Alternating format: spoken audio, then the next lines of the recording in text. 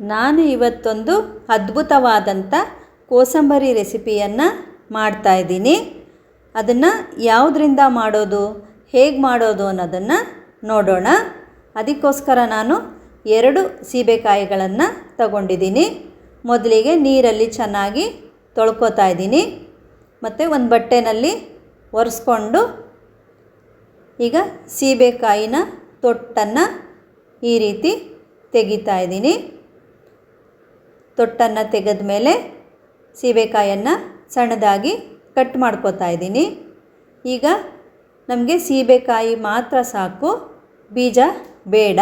ಹಾಗಾಗಿ ಸೀಬೆಕಾಯಿಯಿಂದ ಬೀಜನ ಸೆಪ್ರೇಟ್ ಮಾಡ್ತಾಯಿದ್ದೀನಿ.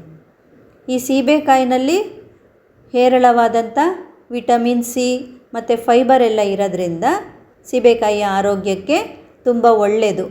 ಕೆಲವರು ಸೀಬೆಕಾಯಿನ ತಿನ್ನಲ್ಲ ಅಂತಾರೆ. ಈ ರೀತಿ ರೆಸಿಪಿಯನ್ನು ಮಾಡೋದ್ರಿಂದ ಇಷ್ಟಪಟ್ಟು ತಿಂತಾರೆ. ಈಗ ಬೀಜನ್ನೆಲ್ಲ ತೆಗೆದು ಸಪ್ರೇಟ್ ಮಾಡಿದ್ದೀನಿ. ನಾನಿವಾಗ ಸಣ್ಣದಾಗಿ ಹೆಚ್ಕೋತಾ ಇದ್ದೀನಿ. ಈಗ ನಾನು ಹೆಚ್ಕೊಂಡಿರ್ತಕ್ಕಂಥ 2 ಸೀಬೆಕಾಯಿಯಿಂದ ಇಷ್ಟು ಸೀಬೆಕಾಯಿ ಪೀಸಸ್ಗಳಾಗಿದೆ. ಇದ್ರ ಜೊತೆಗೆ ಏನೆಲ್ಲ ಇಂಗ್ರೀಡಿಯೆಂಟ್ಸ್ ಬೇಕು ಅನ್ನೋದನ್ನು ಹೇಳ್ತಾ ಇದ್ದೀನಿ.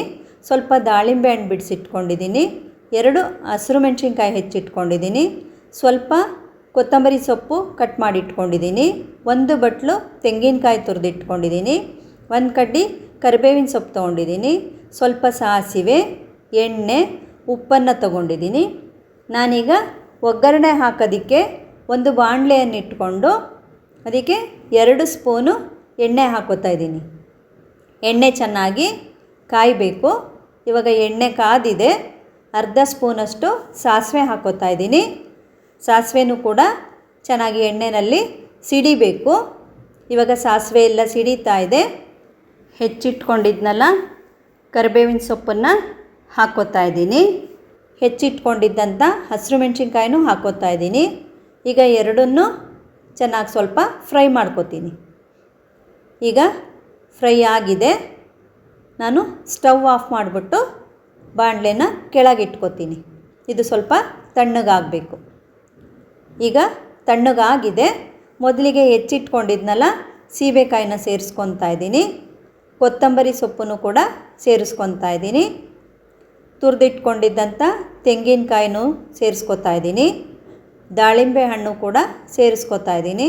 1/4 ಸ್ಪೂನಷ್ಟು ಉಪ್ಪನ್ನು ಹಾಕ್ಕೊಂಡು ಎಲ್ಲ ಒಂದು ಸಲ ಚೆನ್ನಾಗಿ ಮಿಕ್ಸ್ ಮಾಡ್ಕೋತಾ ಇದ್ದೀನಿ.